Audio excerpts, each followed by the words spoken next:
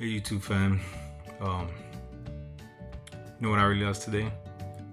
As I was about to share the next episode for the prophets, the first one is Daniel, and there are so many stories in Daniel that I don't even know how to summarize them all. So I'm just gonna pick one, one of my favorite ones, as I read the book of Daniel and studied it for the first time, like in depth.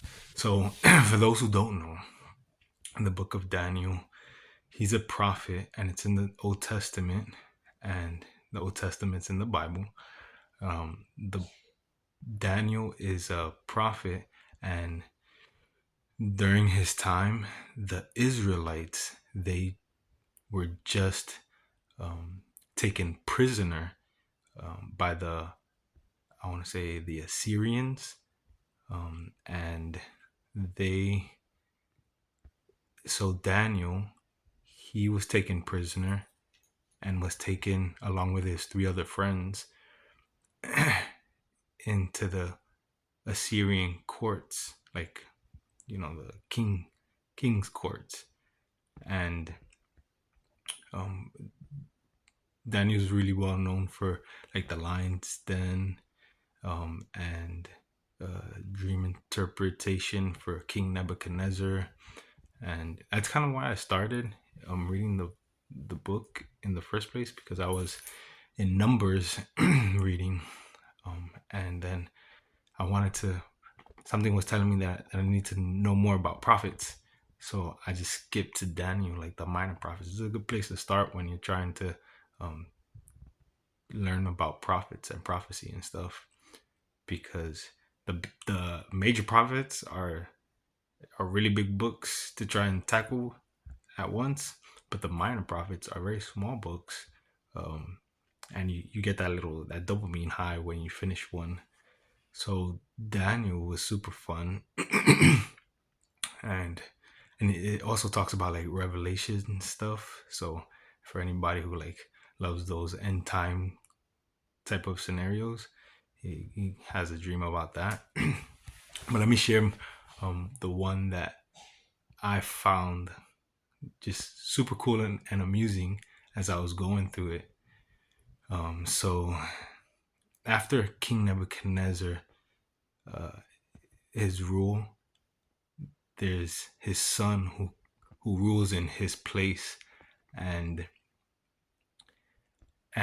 he doesn't rule righteously like his father did. And long story short, he ends up getting to a point where God writes something on the wall. The reason I found it funny was because the way it explains it is that he comes up to this wall, and out of nowhere, this finger starts writing things on the wall. And I just imagine like a ghost out of nowhere, like a random finger just coming out of nowhere and writing things on the wall. And it says that his face turned pale. Um, so I don't know. I just started chuckling because you're like, you don't you don't really think about these type of stories and find these type of stories in the Bible, or think that there's these type of stories in the Bible. Um, and I I always struggle too with, because my wife, she's like way more like giddy and geeky than I am when talking about this stuff. She literally like chuckles and laughs. But one time she was laughing, like she just out of nowhere like laughed out loud while she was reading the Bible, and I'm like, "Why are you laughing so loud?" And she's like, "It's like a telenovela. It's like a soap opera." Like, all right. So she explains that. I don't find it as funny, but yeah, I understood. Now I get it more because I started like laughing because of what happened. Anyways, so that was my favorite story in the book of Daniel. I think it's a perfect place to start if you're trying to figure out like things about prophets and stuff. And I learned so much about it because I was trying to like learn about dream interpretation too, and that's a whole nother topic. But it's super cool and super fun. You'd be surprised how, especially like if you have a hard time uh, trying to read the Bible and want to get into it, like these type of books are really cool and really easy to read because they're like story format. And so, yeah, yeah, Bible's good for anybody. Like whether you're like into law, whether you're into stories, whether you're into wars, whether you're into history. This is so many. It's so rich, so rich.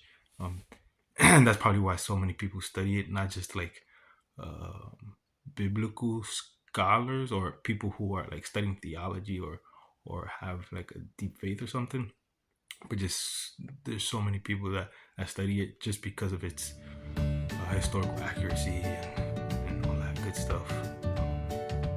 And it's so rich. I love it. I love it. Anyways, yeah, man, that's all I got to say for that one. I could keep going, but I'm gonna keep it short for that. Remember, guys, if there's anything that you guys want to point out, whether it be like camera, my speech, I know I gotta work on that one a lot. I say a lot of us, so right now I'm just trying to put it out, and I'm aware about editing later. But yeah, I know I need to work on that. Clearing up the throat and everything and all that stuff, all that good stuff.